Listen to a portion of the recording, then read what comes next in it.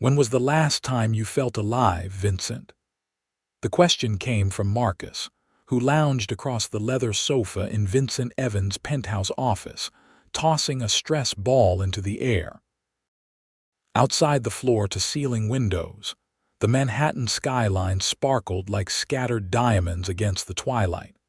Vincent paused his furious typing on the keyboard, his expression unreadable behind his designer glasses. At 34, Vincent Evans had built Horizon Ventures from a small investment firm into one of the most successful venture capital companies in the country. With a net worth hovering around $3 billion, he had everything money could buy, but as his oldest friend often pointed out, he lacked what money couldn't. "I'm alive right now, Marcus. Blood pumping, lungs working. What more do you want?" Vincent's voice was dry as he turned back to the financial projections on his screen. Marcus caught the ball and sat up. "Don't be dense. When was the last time you did something that wasn't scheduled by Caroline?" He gestured toward the outer office where Vincent's hyper-efficient executive assistant maintained his life with military precision. Vincent sighed, removing his glasses to rub the bridge of his nose. "I don't have time for philosophical debates about the quality of my existence." "The Westbrook merger can wait until tomorrow," Marcus interrupted, standing up. At 6'2", Marcus Reynolds commanded attention not just from his height but from the confidence that came with being a renowned cardiothoracic surgeon. "You've built an empire, but what's the point if you live like a monk?" "I date," Vincent protested weakly. "You have business dinners with women Caroline vets because they might be valuable contacts." Marcus walked to the bar cart in the corner and poured 2 fingers of whiskey into crystal tumblers. "When was your last real date? One that wasn't essentially a business meeting?" Vincent's silence was answer enough. Marcus handed him a glass. "That's what I thought. You've been burying yourself in work since Alexandra left." At the mention of his ex-fiancée, Vincent's jaw tightened. It had been 3 years since she'd called off their engagement, claiming he was emotionally unavailable and married to his company. "I'm fine," Vincent insisted. "You're not. And as your friend since freshman year at Yale and your personal physician, I'm officially diagnosing you with a severe case of all work, no play syndrome." Marcus took a seat on the edge of Vincent's desk. "I've arranged a date for you this Friday." Vincent choked on his whiskey. "You did what?" "A blind date with a wonderful woman, smart, beautiful, passionate about her work." "Cancel it," Vincent demanded, wiping his mouth with the back of his hand.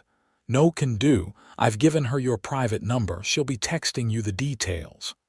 Marcus's phone buzzed. He glanced at it and stood up. "Emergency at the hospital. Just promise me you'll go." Vincent glared at his friend. "This is ridiculous. I don't need you meddling in my personal life." "You don't have a personal life to meddle in," Marcus countered, grabbing his jacket. "Trust me on this, Vincent. What's the worst that could happen? You waste 2 hours of your precious time on dinner. Or," he paused at the door, "you might actually enjoy yourself." After Marcus left, Vincent stared out at the skyline, the whiskey warming his throat. His phone buzzed with a text from an unknown number. "Hi, Vincent, I'm Vivian. Marcus asked me to reach out about Friday. How does 7 p.m. at Lumiere sound? Looking forward to meeting you." Vincent stared at the message for a long moment before typing a reply. "I'll be there."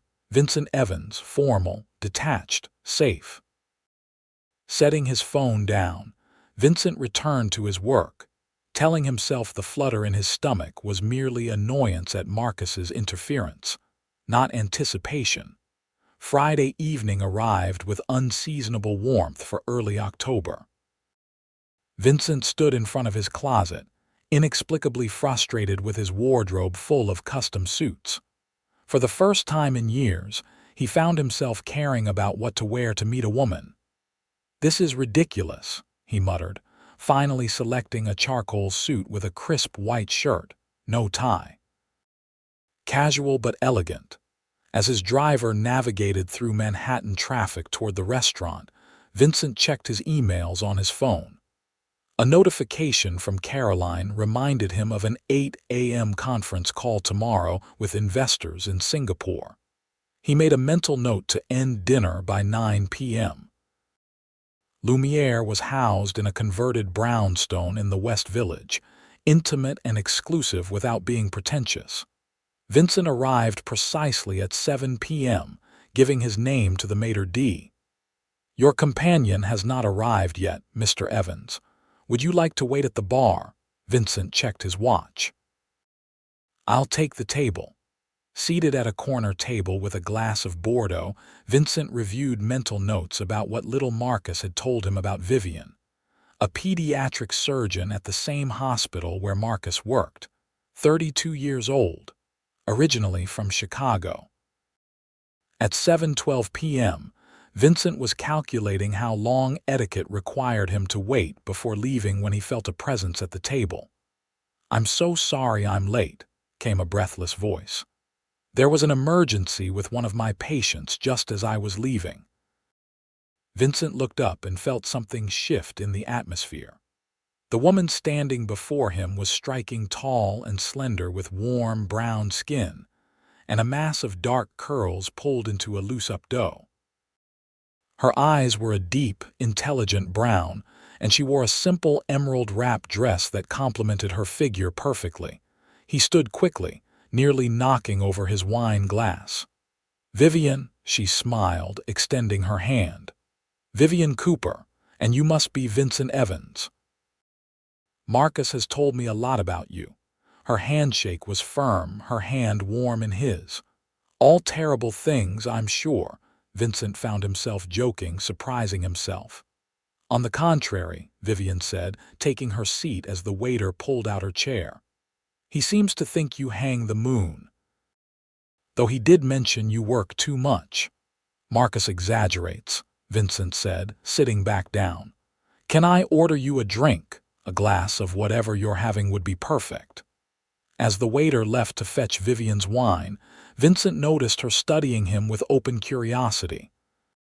"So do you make a habit of going on blind dates arranged by meddling friends?" he asked. Vivian laughed, a rich, genuine sound that made heads turn. "Actually, this is a first for me. Marcus can be very persuasive." "That's one word for it," Vincent agreed, feeling himself relax slightly. "I usually don't have time for dating." "Ah, yes, the notorious schedule of a billionaire venture capitalist." Vivian raised an eyebrow. "I have to admit, I Googled you before coming." Vincent stiffened slightly. He'd been down this road before, women interested in his wealth rather than him. Vivian must have read his expression because she quickly added, "Only because I wanted to make sure I wasn't walking into dinner completely ignorant about your work. I'm afraid I don't follow financial news very closely." "And what did you learn?" Vincent asked, curious despite himself. "That you've invested in some fascinating medical technology startups, including Neuralink, which is developing that new pediatric neural monitoring system." Her eyes lit up. "We're actually using the prototype at the hospital. It's revolutionizing how we monitor infants during surgery." The waiter returned with Vivian's wine and took their dinner orders. Vincent found himself genuinely interested in her thoughts on the medical technology his firm had funded. "Most people just focus on the money," he admitted after they'd ordered. "It's refreshing to hear about the practical applications." "Money's just a tool," Vivian said, sipping her wine. "It's what it creates that matters." Vincent studied her, intrigued by this perspective. "And what about you? Marcus mentioned you're a pediatric surgeon." "Yes, I specialize in neonatal surgery," Vivian said, and the passion in her voice was unmistakable. "Correcting heart defects, digestive tract issues, the tiny, delicate work that gives babies a chance at life." As she described a particularly challenging case, Vincent found himself captivated not just by the medical details but by her animation, the way her hands gestured expressively, the light in her eyes. "Sorry," she said, suddenly self-conscious. "I tend to get carried away talking about my work." "Don't apologize," Vincent said sincerely. "It's fascinating." Their first course arrived seared scallops for Vincent, a spring salad for Vivian, and the conversation flowed with surprising ease. Vincent found himself sharing stories from his early days building his company, the risks he'd taken, the failures that had preceded his success. "I still remember sleeping on a pull-out couch in our first office," he admitted. "My partner Ethan and I took turns using it when we worked through the night." "Where's Ethan now?" Vivian asked. "He cashed out after our first big win, bought a vineyard in Napa, has 3 kids." Vincent smiled at the memory. "He sends me a case of wine every Christmas with a note that says life's too short." "Is he right?" Vivian asked, her gaze direct. Vincent paused, struck by the question. "I used to think he was wrong. Now, I'm not so sure." As their main courses arrived, Vincent realized with surprise that he hadn't checked his phone once. The conference call with Singapore seemed distant and unimportant compared to learning how Vivian had decided on medicine after her younger brother had been saved by a skilled surgeon, or how she volunteered 1 month each year at a clinic in Guatemala. "What about you?" she asked as they shared a chocolate soufflé for dessert. "What do you do when you're not building financial empires?" Vincent hesitated. The truth was, he didn't do much else. "I row," he finally said. "Early mornings on the Hudson. It clears my head." "Alone on the water at dawn," Vivian mused. "That suits you somehow." "What does that mean?" Vincent asked, not sure whether to be offended. "You strike me as someone who's comfortable with solitude," Vivian explained. "Not lonely necessarily, but self-contained." The insight was so accurate it momentarily disarmed him. "Most people just assume I'm cold." "Are you?" she challenged, her eyes holding his. "No," Vincent said after a moment. "Just careful." The check arrived, and Vincent insisted on paying despite Vivian's protests. As they stepped outside, Vincent realized with shock that it was nearly 11 p.m. They'd been talking for almost 4 hours. "Can I have my driver take you home?" he offered as the October night air swirled around them. "Thank you, but I'm actually not far from here," Vivian said, wrapping a light jacket around her shoulders. "I like walking at night." "Then I'll walk with you," Vincent heard himself say. She gave him a surprised look. "Don't you have an empire to run in the morning?" "It can wait," he said, realizing he meant it. They strolled through the West Village, past illuminated shop windows and brownstones with warm light spilling from their windows. Their conversation continued effortlessly, touching on books they'd read, places they'd traveled, their shared love of classical music. "This is me," Vivian said eventually, stopping in front of a pre-war apartment building with an ornate facade. Vincent looked up at the building, suddenly reluctant for the evening to end. "I enjoyed tonight," he said, the words inadequate for the unexpected pleasure the evening had brought. "So did I," Vivian replied, her smile soft in the streetlight. "Much more than I expected to, if I'm being honest." "Would it be forward to ask if we could do this again?" Vincent asked, surprising himself with his directness. Vivian considered him for a moment. "Not forward at all.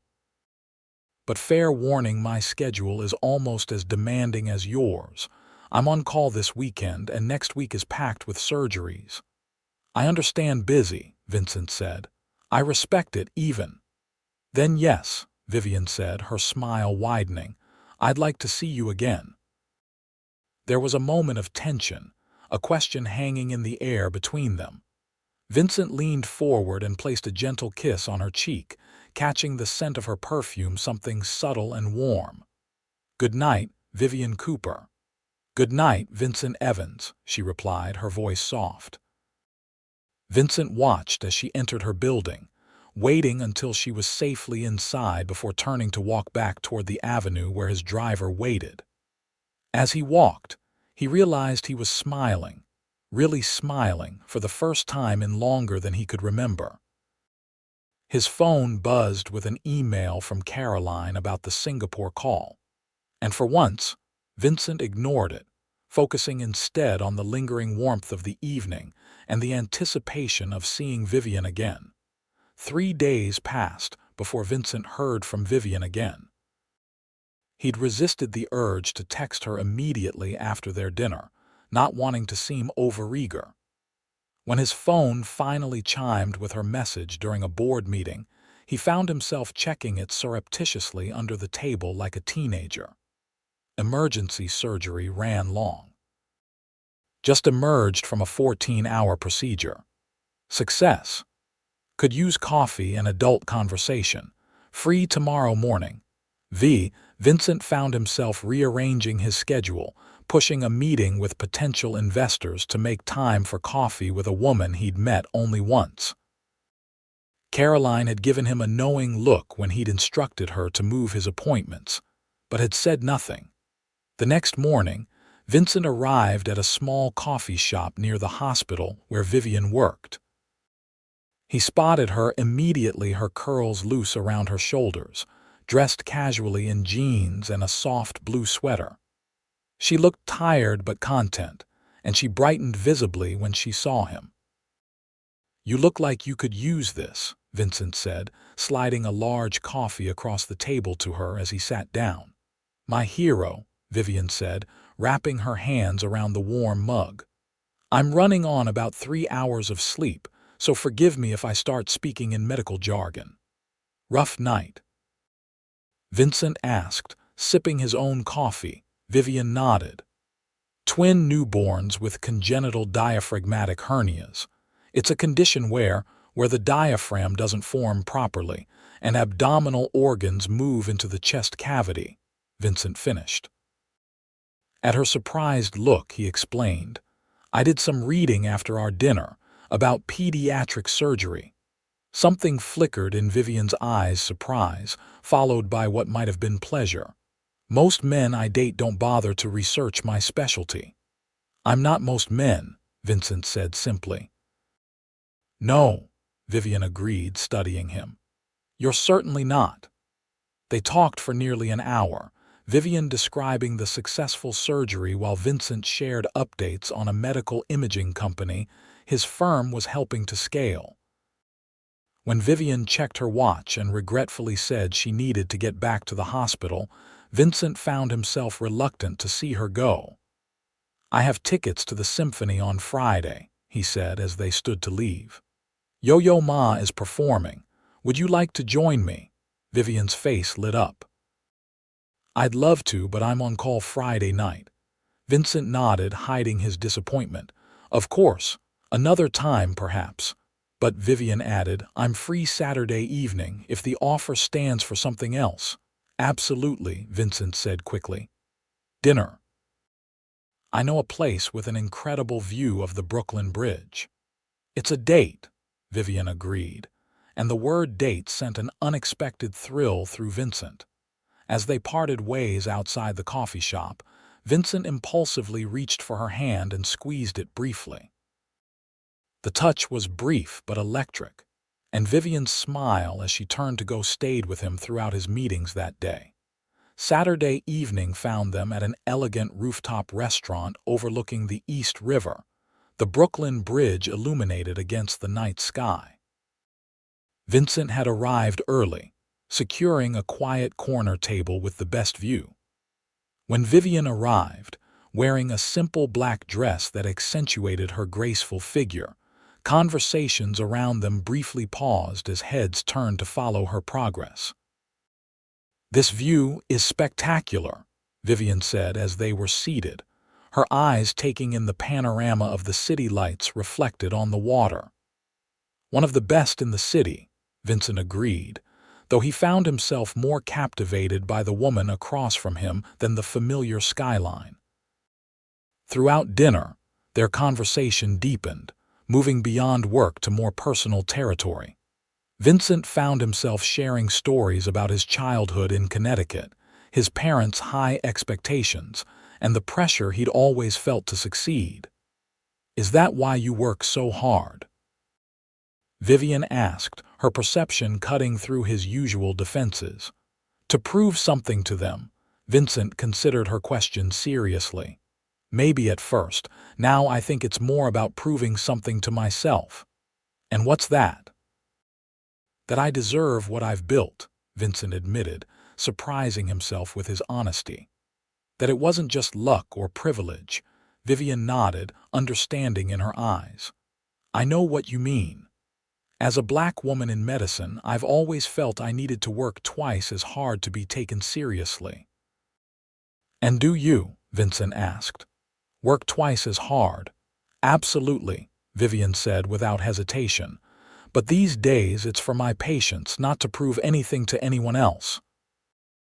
As the evening progressed, Vincent found himself telling Vivian things he rarely shared about the loneliness of success, the isolation that came with his position, the relationships that had failed because of his dedication to his company. "Alexandra, my ex-fiancée, she said I was emotionally unavailable," Vincent confessed after their dessert arrived. "That I gave everything to my work and had nothing left for her." "Was she right?" Vivian asked gently. Vincent stared into his glass of port. "Probably. I thought I could have both the company and a personal life, but when push came to shove, I always chose work." "And now?" Vivian's question hung in the air between them. Vincent looked up, meeting her gaze. "Now I'm sitting here with you instead of preparing for a major pitch on Monday." "My team might say that's progress." Vivian laughed, the sound warming something in Vincent's chest. "Baby steps, Mr. Evans." After dinner, they walked along the promenade, the night air cool but pleasant. Vincent found himself taking Vivian's hand as they strolled, and she intertwined her fingers with his naturally, as if they'd been doing this for years instead of days. "Tell me something you've never told anyone," Vivian said as they paused to look out at the water. Vincent thought for a moment. "I sometimes wonder what my life would have been like if I hadn't started Horizon, if I'd chosen a different path." "And what do you imagine?" Vivian asked, turning to face him, still holding his hand. "Something simpler. A house somewhere quiet, more time to read, to think, maybe even a family." The admission felt vulnerable, revealing a longing he rarely acknowledged even to himself.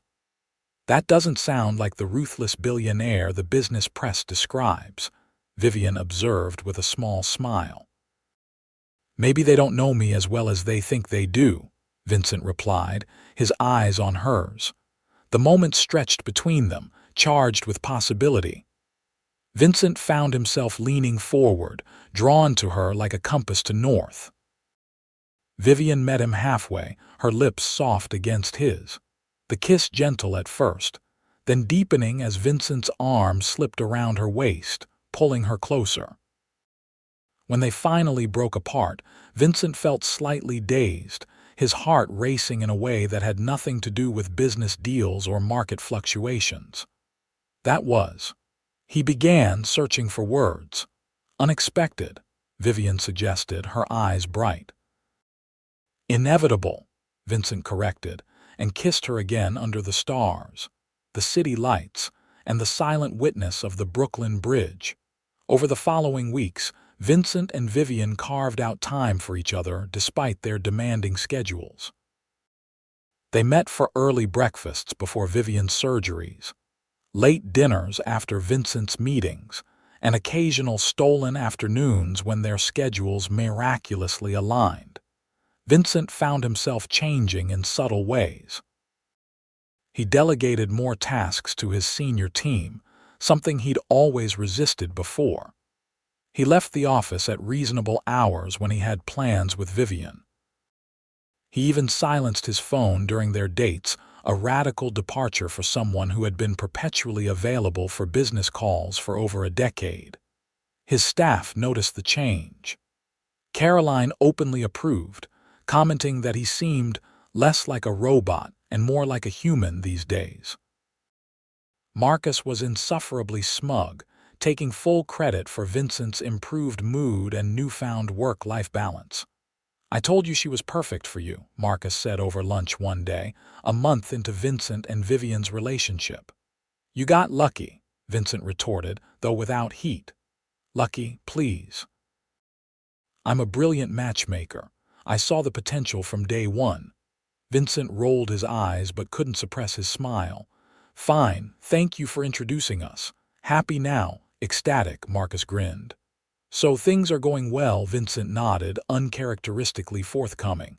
"She's extraordinary.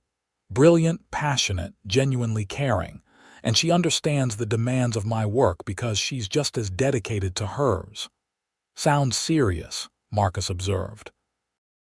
"It's only been a month," Vincent protested, though even as he said it, he knew that time was a poor measure of what was developing between him and Vivian. The truth was, Vincent was falling hard and fast. Vivian challenged him intellectually, matched his intensity, and brought out a playfulness he'd forgotten he possessed. When they were together, the weight of his responsibilities seemed lighter, the world more vibrant and full of possibility. It wasn't all smooth sailing.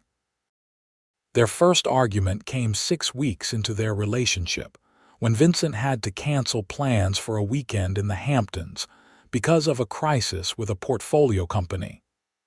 "I understand emergencies happen," Vivian had said, her disappointment evident despite her reasonable tone. "But this is the 3rd time you've canceled plans last minute." "This is different," Vincent had insisted. "Millions of dollars are at stake. Jobs could be lost if we don't resolve this." "And I respect that," Vivian had countered. "But relationships need nurturing too, Vincent. They don't thrive on leftover time and canceled plans." Her words had struck a nerve, echoing Alexandra's complaints from years ago. The difference was, this time Vincent had listened. He'd spent hours on video calls resolving the crisis, then chartered a helicopter to take him to the Hamptons, arriving at the rental house well after midnight to find Vivian asleep on the couch, clearly having waited up for him before succumbing to exhaustion. He'd gently woken her, apologizing sincerely and promising to do better. They'd spent the remainder of the weekend reconnecting, walking on the beach, cooking together, and talking long into the night about their expectations and hopes for their relationship. It was during that weekend that Vincent realized he was in love with Vivian. The knowledge settled over him like a warm blanket as he watched her standing at the edge of the ocean, her curls blowing in the breeze, her face tilted toward the setting sun. He didn't tell her then, wanting to be sure, wanting the moment to be right. But the feeling grew stronger in the weeks that followed, through shared moments both ordinary and extraordinary. Vivian falling asleep against his shoulder during a movie, her focused expression as she beat him at chess, her face alight with joy when she told him about a particularly successful surgery. 3 months into their relationship, Vincent invited Vivian to accompany him to Paris for a weekend. His company was opening a European office, and after the official events, he'd arranged for them to stay an extra 2 days. Paris? Really? Vivian's eyes widened when he proposed the trip over dinner at his penthouse. "I've always wanted to go, but my schedule." "I've already spoken with Dr. Patel," Vincent admitted. "He's agreed to cover your shifts that weekend, if you want to come, that is." Vivian's smile was radiant. "Of course I want to come, but you shouldn't have gone behind my back to arrange things with my boss." "I didn't want to get your hopes up if it wasn't possible," Vincent explained. "And Dr. Patel was surprisingly easy to convince once I mentioned it was for you." "He's a romantic at heart," Vivian laughed, then grew serious. "Vincent, this is a big step, meeting your European team traveling together." Too fast, Vincent asked, suddenly uncertain. Vivian reached across the table to take his hand. No, perfect timing. The Paris trip marked a turning point in their relationship. Vincent watched with pride as Vivian charmed his European executives at the opening reception, speaking passable French and asking insightful questions about the European venture capital landscape. After the business portion of the trip concluded, they spent 2 magical days exploring the city, visiting museums, strolling along the Seine, dining at tiny bistros Vincent's concierge had recommended. On their final evening, Vincent had arranged a private dinner on a small balcony overlooking the Eiffel Tower.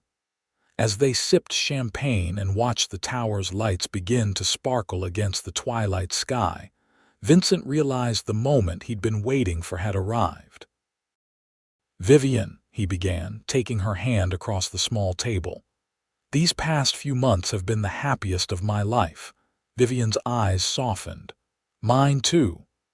Before I met you, I thought I had everything figured out.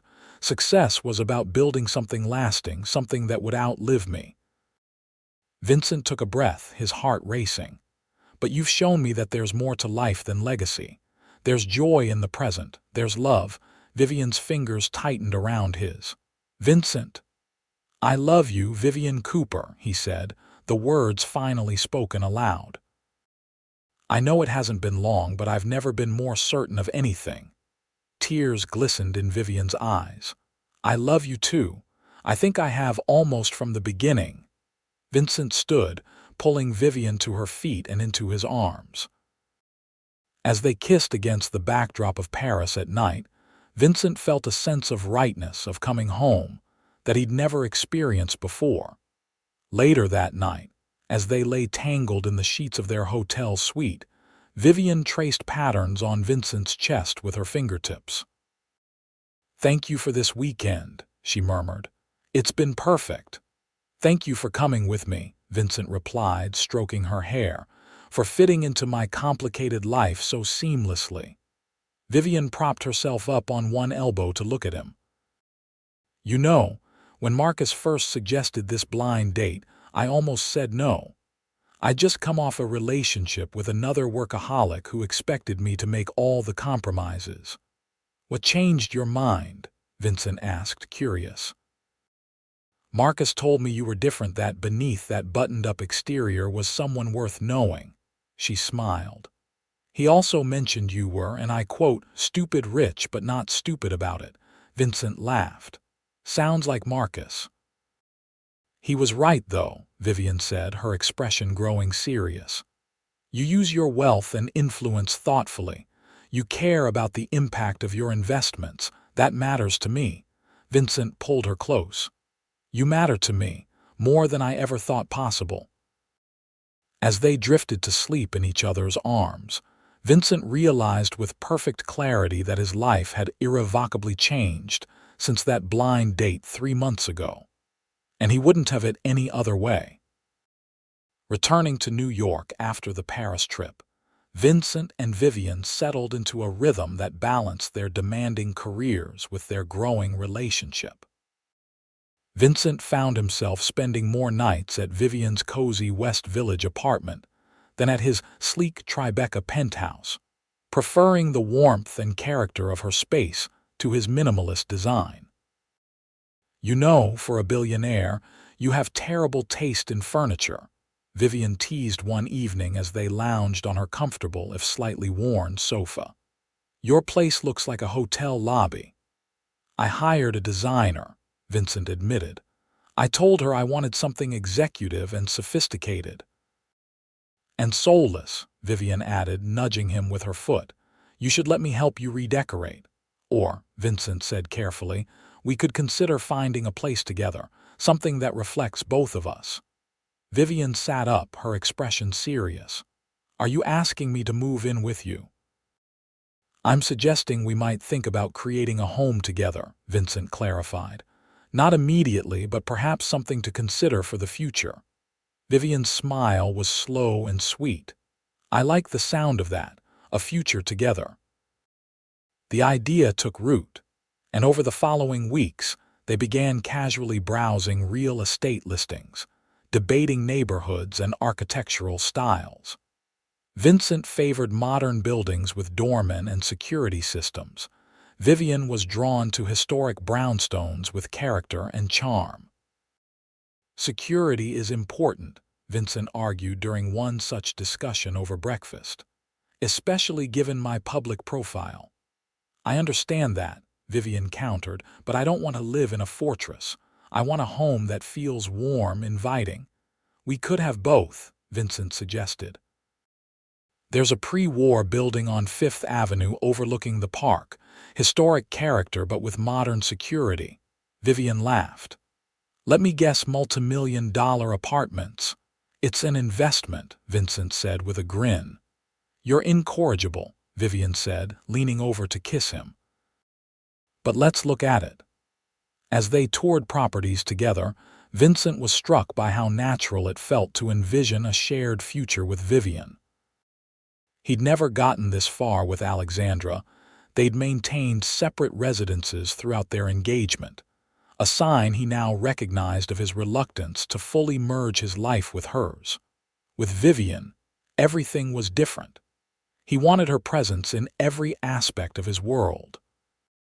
He found himself introducing her to his closest business associates, bringing her to industry events, consulting her on investment decisions related to health care. 5 months into their relationship, Vincent decided to take another significant step. His parents were celebrating their 40th wedding anniversary with an intimate gathering at their Greenwich estate, and he invited Vivian to accompany him. Meeting the parents, Vivian said when he extended the invitation. That's a big step. They'll love you, Vincent assured her, though privately he was nervous. His parents were warm but traditional people who placed great value on family lineage and social connections. The day of the anniversary celebration arrived, and Vincent found himself uncharacteristically fidgety as they drove to Connecticut in his Bentley. You're nervous, Vivian observed, reaching over to straighten his tie, a gesture that had become familiar between them. That's unlike you. I want them to see what I see in you, Vincent admitted. And what's that? Vivian asked, her tone light but her eyes serious. Vincent took his eyes off the road for a moment to look at her. Everything. Intelligence, compassion, strength. The woman I love. Vivian's smile was radiant. Then that's what they'll see. The Evans family estate was an imposing colonial-style mansion set on 10 manicured acres. As they drove through the gates, Vincent felt Vivian tense slightly beside him. Intimidating, he asked. A bit, she admitted. You didn't mention you grew up in a palace. Hardly a palace, Vincent said, then seeing her raised eyebrow added, though I recognize it's substantial. Inside, the house was bustling with activity, catering staff setting up for the celebration, florists arranging elaborate displays, and family members Vincent hadn't seen in months arriving with gifts and congratulatory embraces. Vincent's parents greeted them in the grand foyer. Victoria Evans was elegant in a navy blue dress, her silver hair perfectly coiffed. Victor Evans, Sr., stood tall and distinguished beside her, his handshake firm as he welcomed his son. Mother, father, this is Dr. Vivian Cooper, Vincent said, his hand resting lightly on Vivian's back. Vivian, my parents, Victoria and Victor Evans. It's a pleasure to meet you both, Vivian said warmly. And congratulations on 40 years of marriage. That's a remarkable achievement. Thank you, dear, Victoria said, her assessing gaze taking in Vivian's simple but elegant dress and natural poise. Vincent has told us so much about you. All good things, I hope, Vivian replied with a smile. He mentioned you're a surgeon, Victor Sr. said, leading them into the drawing room where other guests were gathering. Pediatrics, is it? Yes, I specialize in neonatal surgery, Vivian explained. Fascinating field, Victor S.R. nodded approvingly. My father Vincent's grandfather was a doctor, general practitioner in the days when they still made house calls. The conversation flowed more easily than Vincent had anticipated. His parents were clearly impressed by Vivian's education and accomplishments, and Vivian navigated the subtle social currents of old money Connecticut with grace and authenticity. Later, as guests mingled in the garden, Vincent's mother drew him aside. "She's lovely, Vincent," Victoria said, watching Vivian chat animatedly with Vincent's sister Vanessa. "Accomplished, intelligent, and she looks at you the way a woman should look at the man she loves." Vincent felt warmth spread through his chest. "I'm glad you approve." "It's not about approval, darling," his mother corrected gently. "It's about seeing you happy, truly happy, not just successful." She patted his arm. "Your father and I worried you'd never find the balance, that horizon would be your only legacy." "I used to think that would be enough," Vincent admitted.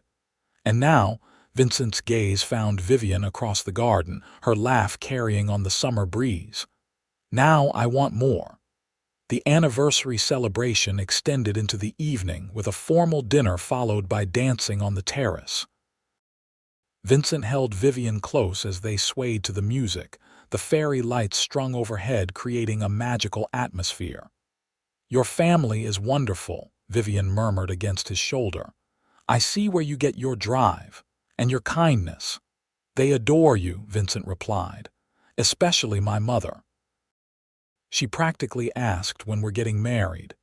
He felt Vivian stiffen slightly in his arms. "And what did you tell her?" Vincent pulled back to look into her eyes. "That we're taking things at our own pace, that some things shouldn't be rushed." Vivian relaxed, her smile returning. "Good answer, Mr. Evans." As they drove back to the city late that night, Vivian dozed against his shoulder, tired from the day's socializing. Vincent felt a profound contentment settle over him, a certainty about the path ahead that had nothing to do with business projections or growth strategies. For the first time in his adult life, Vincent Evans was planning a future that centered on love rather than ambition. And it felt right in every way. The following months brought both challenges and deepening connection for Vincent and Vivian. Their careers continued to demand significant time and energy, but they became adept at carving out moments for each other amidst the chaos. Vincent found himself increasingly involved in Vivian's world. He attended hospital fundraisers, developed friendships with her colleagues, and even funded a state-of-the-art pediatric surgical wing that had been on the hospital's wish list for years. "You didn't have to do that," Vivian had protested when he announced the donation at a hospital board meeting. "I know," Vincent had replied simply.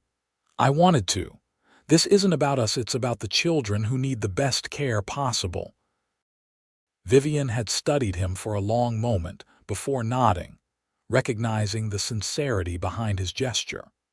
It wasn't an attempt to impress her or buy influence. It was a genuine extension of his growing commitment to the causes she cared about. Similarly, Vivian became increasingly comfortable in Vincent's world of high finance and wealthy investors. She asked thoughtful questions about his business decisions, offered valuable insights on healthcare investments, and held her own at social events where most conversations revolved around market trends and investment opportunities.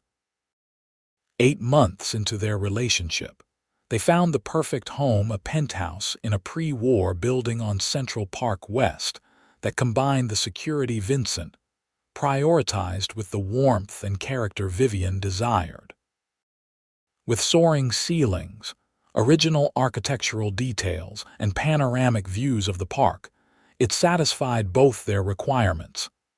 "It's perfect," Vivian breathed as they stood in the empty living room after signing the purchase documents, her voice echoing slightly in the unfurnished space.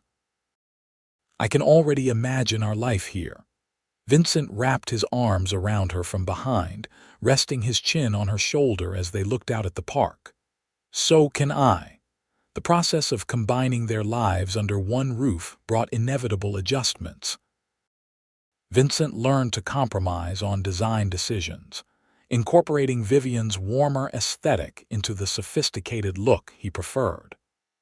Vivian adapted to the security measures Vincent insisted upon, understanding they were necessary given his public profile. They moved in together 9 months after their first date, on a crisp autumn day much like the one when they'd first met. Friends helped with the move, Marcus teasing them relentlessly, Vivian's hospital colleagues exclaiming over the spectacular views, Vincent's sister Vanessa offering decorating advice. That night, after everyone had gone and they were finally alone in their new home, Vincent opened a bottle of champagne and led Vivian out to the terrace overlooking Central Park, its trees ablaze with fall colors. "To new beginnings," he toasted, clinking his glass against hers. "To home," Vivian countered, her eyes reflecting the city lights. "Our home." Later, as they lay in bed surrounded by half-unpacked boxes, Vivian propped herself up on one elbow to look at Vincent. "Did you ever imagine this would be your life?" she asked. When Marcus first arranged that blind date, Vincent tucked a curl behind her ear, his touch tender. "Not in a million years. I went to that dinner expecting to endure 2 hours of small talk before returning to work. And instead I met the woman who would change everything," Vincent said simply. "The best blind date in history." Vivian laughed softly. "We should send Marcus a thank-you gift." "His ego is already insufferable," Vincent groaned. "But you're right, we owe him." As they settled into their shared life, Vincent found himself thinking increasingly about the future specifically, about making their commitment permanent. He began researching engagement rings discreetly, consulting with Vivian's close friend Alina about her preferences, planning the perfect proposal. The opportunity presented itself unexpectedly one ordinary Tuesday evening. Vivian had texted that she was running late after a complicated surgery, apologizing for missing the dinner reservation Vincent had made at their favorite Italian restaurant. Instead of rescheduling, Vincent had the restaurant deliver a full meal to their apartment. He set the dining table with candles and flowers, put on the jazz playlist Vivian loved, and waited for her to come home. When Vivian finally arrived, exhausted after her 12-hour surgery, her face softened with surprise and gratitude at the scene before her. "You did all this?" she asked, dropping her bag by the door and kicking off her shoes. "You missed dinner, so I brought dinner to you," Vincent said, helping her out of her coat. "Successful surgery?" "Very," Vivian nodded, some of the fatigue leaving her face as she recounted the procedure. "The baby will have a normal life now. It's what makes the long hours worth it." Vincent listened attentively as they ate, marveling at her dedication and skill. This was one of the things he loved most about her, her passionate commitment to her work, her ability to make a tangible difference in people's lives. After dinner, they moved to the sofa with glasses of wine, Vivian curling against Vincent's side as they watched the city lights twinkling beyond their windows. "Thank you for tonight," Vivian murmured, her voice heavy with approaching sleep. "For understanding when work has to come first. For bringing the restaurant home when I couldn't make it." "Always," Vincent promised, kissing the top of her head. In that quiet, ordinary moment, Vivian half asleep against him after a long day of saving lives, their home warm and welcoming around them, Vincent knew with absolute certainty that this was the life he wanted forever. "Vivian," he said softly, shifting to face her. "I had planned something more elaborate for this, but I'm realizing that the perfect moment isn't about grand gestures. It's about us together, building a life."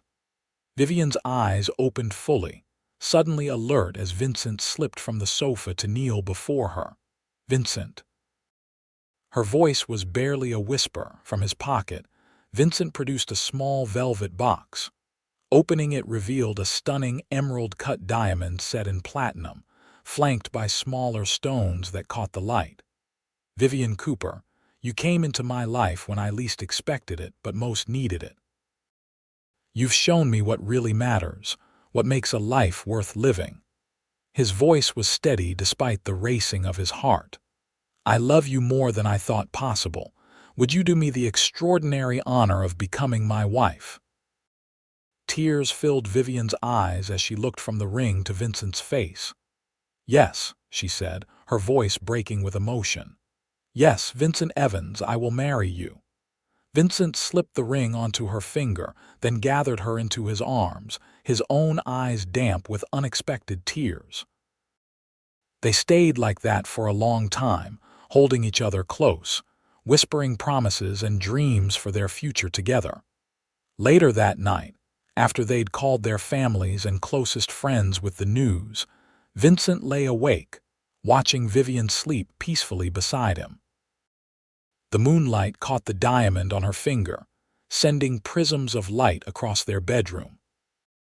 He thought about the path that had led him here, the years of single-minded focus on building his company, the blind date he'd reluctantly agreed to, the woman who had shown him that success, without someone to share it with, was hollow. Tomorrow, they would face the world again, Vincent with his empire to run, Vivian with her tiny patience to save. But tonight, in the quiet darkness of their shared home, Vincent Evans knew he had found the real measure of a successful life. Not in billions accumulated or deals closed, but in the love he'd found when he least expected it.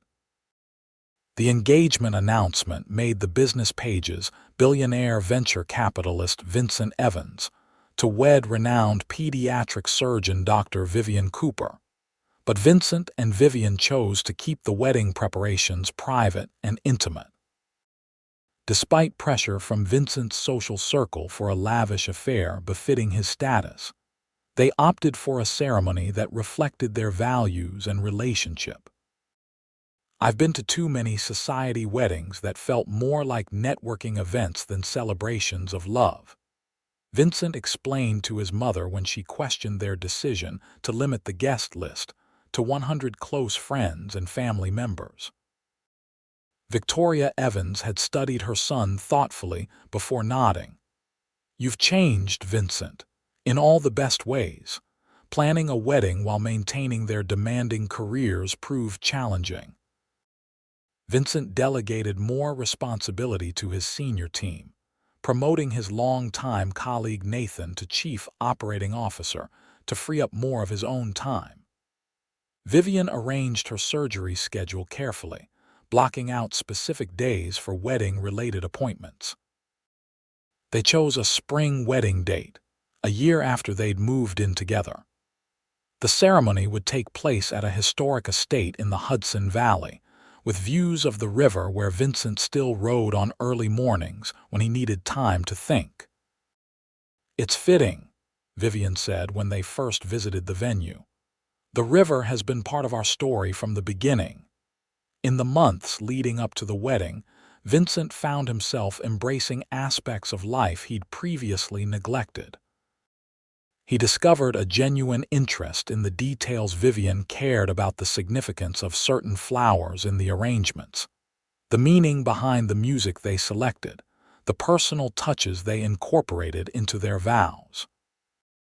2 weeks before the wedding, Marcus hosted an intimate bachelor party for Vincent, not the cliched night of excess, but an evening of fine scotch and honest conversation with his closest male friends. "I never thought I'd see the day," Marcus said as the night wound down, the two friends sitting on the terrace of his Upper East Side apartment. Vincent Evans, the man who lived and breathed work, preparing to say "I do." Vincent swirled the amber liquid in his glass. "You know, I should probably thank you properly for setting us up." Finally, The acknowledgement I deserve, Marcus grinned, raising his glass in a mock toast. What made you think of Vivian? Vincent asked, genuinely curious. Of all the women you know, why her? Marcus considered the question. I'd worked with her for years, seen her dedication, her brilliance in the operating room. She reminded me of you in some ways, driven, passionate about her work. But she also had this warmth, this humanity that I thought you needed in your life. So it was a strategic matchmaking decision. Vincent asked, amused. Partly, Marcus admitted. But honestly, it was also instinct. Some people just belong together, even if they don't know it yet. Vincent nodded, thinking about how differently his life might have unfolded if he hadn't agreed to that blind date 18 months ago. Well, your instincts were right. Thank you, old friend. The day before the wedding, Vincent found a moment of unexpected connection with his father. They stood together on the deck of the estate's boathouse, looking out at the Hudson River glinting in the afternoon sun. Your grandfather gave me some advice the night before I married your mother, Victor Sr. said, breaking the comfortable silence between them.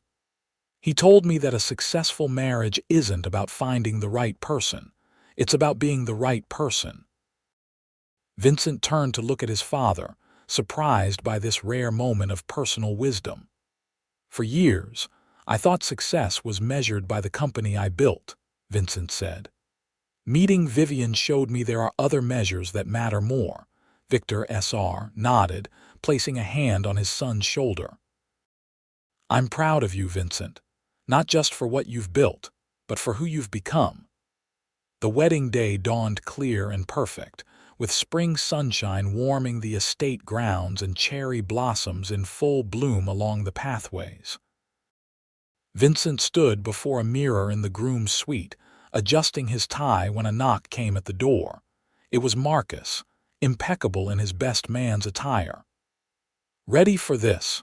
More than ready, Vincent replied, and meant it with every fiber of his being. The ceremony took place on the estate's lawn overlooking the river.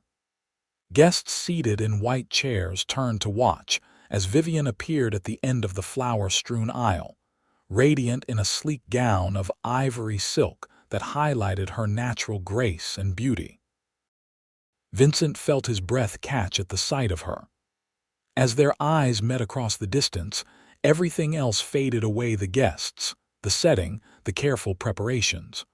All that mattered was Vivian, walking toward him, about to become his wife. Their vows were personal and heartfelt. Vincent spoke of how Vivian had taught him that true success wasn't measured in acquisitions or assets, but in moments of connection and joy. Vivian promised to support his dreams while helping him remember what mattered most in life. With this ring, I thee wed, Vincent said, sliding the platinum band onto Vivian's finger to join her engagement ring. His voice was steady but filled with emotion. With this ring, I thee wed, Vivian echoed, placing a matching band on Vincent's finger. By the power vested in me, I now pronounce you husband and wife, the officiant declared. You may kiss the bride. Vincent drew Vivian close, sealing their vows with a kiss that promised a lifetime of partnership, respect, and deep, abiding love. The reception that followed was elegant but warm, reflecting both Vincent's sophistication and Vivian's approachable nature.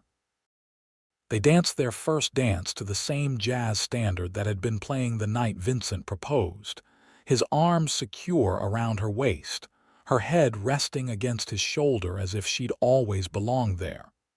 Mrs. Evans, Vincent murmured into her ear as they swayed to the music. Dr. Cooper Evans, Vivian corrected with a smile. They'd decided she would use both names professionally while taking his name legally, a balance that honored both her established medical career and their new union. I like the sound of that, Vincent said, spinning her gently before pulling her back into his embrace. Later, as the celebration continued around them, Vincent and Vivian slipped away for a quiet moment alone. They stood on the boathouse deck where Vincent had spoken with his father the day before, the setting sun painting the river in shades of gold and rose. "Happy?" Vincent asked, his arm around his new wife's waist. "Completely," Vivian affirmed, leaning into him. "Though I still can't believe how much our lives have changed since that blind date." "Best decision I ever made," Vincent said, kissing her temple. "Even if I did it reluctantly." Vivian laughed. "Marcus will never let us forget that he engineered this whole thing." "Small price to pay for happiness," Vincent replied, turning her to face him. "I love you, Vivian Cooper Evans, today, tomorrow, always. And I love you, Vincent Evans, with all my heart." As they rejoined their guests for the remainder of the celebration, Vincent reflected on the journey that had brought him here. From reluctant blind date to husband, from workaholic billionaire to man in love, the transformation had been profound. Yet in many ways, nothing fundamental about him had changed. He was still ambitious, still dedicated to his company and its mission. The difference was that now his ambition included building a life with Vivian, a partnership that enriched both their worlds and promised a future brighter than either could have imagined alone. The years that followed brought both challenges and joys as Vincent and Vivian built their life together. They settled into a rhythm that honored both their demanding careers and their commitment to each other. Vincent continued to lead Horizon Ventures to new heights, while Vivian's reputation as one of the nation's top pediatric surgeons grew. 2 years after their wedding, they faced their first major challenge when Vincent's father suffered a severe stroke. Vincent temporarily stepped back from day-to-day operations at Horizon to support his mother and oversee his father's care. Vivian arranged her schedule to be by his side through the crisis, her medical expertise proving invaluable as they navigated treatment options and rehabilitation plans. "I don't know how I would have gotten through this without you," Vincent told her one night as they returned home from the rehabilitation facility where Victor Sr. was making slow but steady progress. "That's what marriage is," Vivian replied simply. "Being there for each other through everything." The experience shifted something in Vincent's perspective. Watching his once vibrant father struggle with basic tasks, he was reminded of life's fragility and the importance of prioritizing what truly mattered. When Victor Sr. had recovered sufficiently, Vincent made a decision he'd been considering for months. He restructured Horizon's leadership, elevating Nathan to CEO while transitioning himself to executive chairman. The move allowed him to maintain strategic oversight of the company while reclaiming more of his time for family and personal pursuits. "Are you sure about this?" Vivian asked when he shared his decision. "Horizon has been your life's work." "It still is," Vincent assured her. "But it's not my whole life anymore. You are, our future is." That future expanded in ways they hadn't initially planned. Though they had discussed children in abstract terms before marriage, both had assumed they would wait several years given their careers. However, 3 years into their marriage, Vivian approached Vincent with unexpected news. "I'm pregnant," she told him one evening as they sat on their terrace watching the sunset over Central Park. Vincent stared at her, momentarily speechless. "Pregnant?"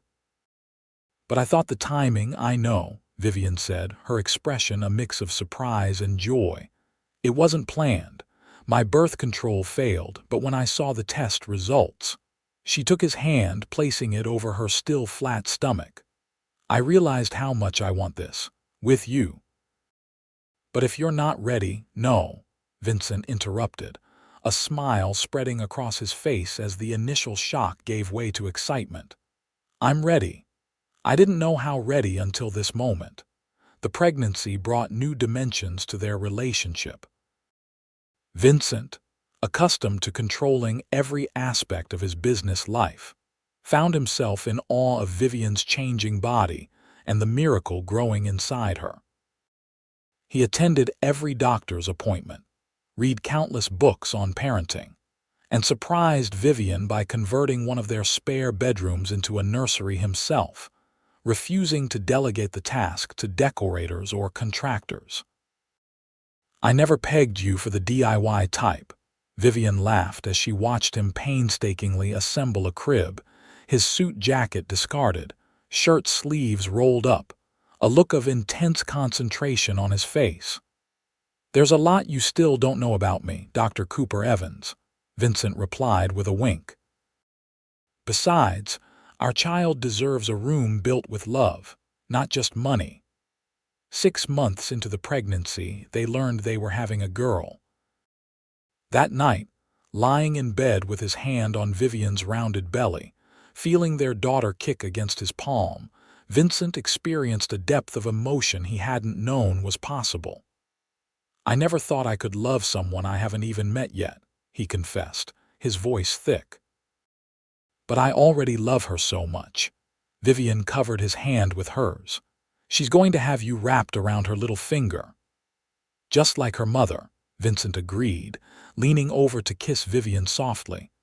Olivia Victoria Evans was born on a snowy February morning after 26 hours of labor. Vincent stayed by Vivian's side throughout, his admiration for his wife's strength reaching new heights as she brought their daughter into the world. When the nurse placed the tiny bundle in his arms, Vincent felt the earth shift beneath his feet. Olivia's eyes, already showing hints of her mother's deep brown, blinked up at him, and in that moment, his heart expanded to accommodate a love so profound it left him breathless. "Hello, Olivia," he whispered, tears streaming unashamedly down his face. "I'm your dad." Parenthood transformed them both. Vivian reduced her surgery schedule, focusing on teaching and research alongside her clinical work to maintain more regular hours. Vincent restructured his involvement at Horizon further, working primarily from home 3 days a week to be present for his family. They navigated the challenges of new parenthood together: sleepless nights, feeding struggles, the constant dance of balancing careers with child rearing. They refused to outsource parenting entirely to nannies, though they did employ help to make their professional commitments possible. As Olivia grew from infant to toddler, Vincent delighted in watching her personality emerge, stubborn and determined like both her parents, curious about everything, fiercely loving.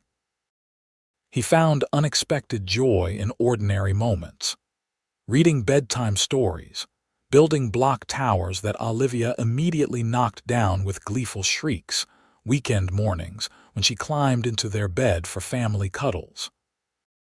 On Olivia's 3rd birthday, as they watched her blow out candles on a cake shaped like her favorite storybook character, Vivian leaned into Vincent's side. "What do you think about giving Olivia a sibling?" she asked quietly. Vincent looked at his wife, surprised but pleased. "Really?" "With your fellowship starting next month," Vivian nodded. "The timing will never be perfect with our careers, but seeing you with Olivia, I want that again. Another little person who is part you, part me." 9 months later, they welcomed Alexander Marcus Evans to their family. Olivia appointed herself his official protector, solemnly informing everyone who visited that she was the big sister in charge. Life with 2 young children and demanding careers was chaotic, exhausting, and more fulfilling than either Vincent or Vivian had ever imagined possible. Their home, once showcased in architectural magazines for its elegant design, now featured colorful toys in every room, finger paintings displayed alongside valuable artwork, and furniture chosen for durability rather than designer pedigree.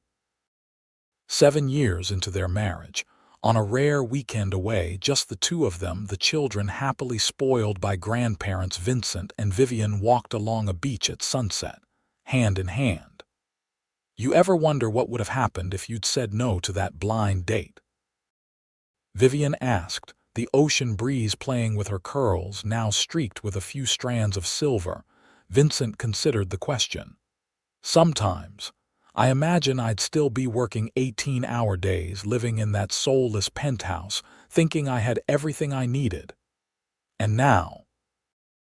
Vivian asked, stopping to face him, her eyes reflecting the golden light of the setting sun. Vincent cupped her face in his hands. Now I know what true wealth is. It's not in my bank accounts or investment portfolio. It's in our home when Olivia and Alexander run to greet me at the door. It's in watching you perform surgery that changes lives. It's in this us together, building a life I never knew I wanted until I met you. Vivian stood on tiptoe to kiss him, her lips still sending the same thrill through him as they had that first night on the Brooklyn promenade. Best blind date ever, she murmured against his mouth.